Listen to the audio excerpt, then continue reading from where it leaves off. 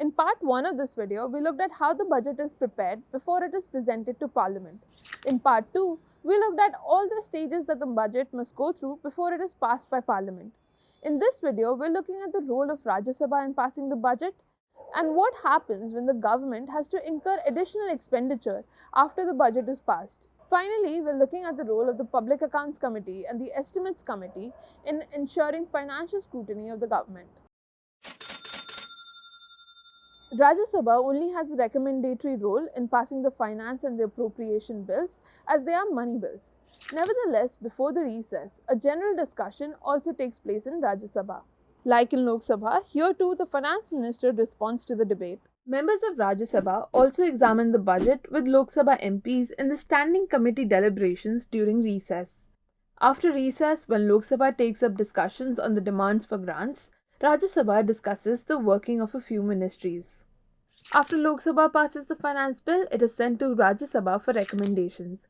Rajya Sabha must return the bill within 14 days with or without recommendations. In case a money bill is not returned to Lok Sabha within 14 days, it is deemed to have been passed by Parliament. During the year, if the government needs to incur additional expenditure, it can introduce supplementary demands for grants.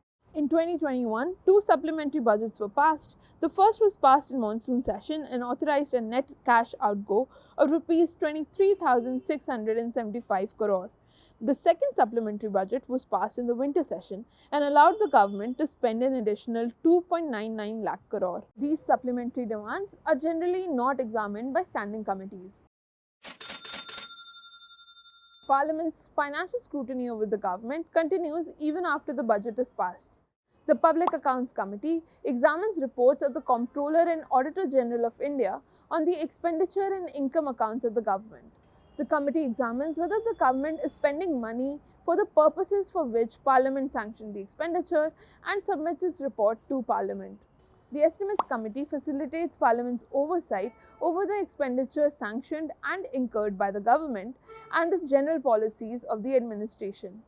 To read a detailed analysis of the 2022 budget and to learn about the allocation trends and issues for key ministries, visit our website prsindia.org.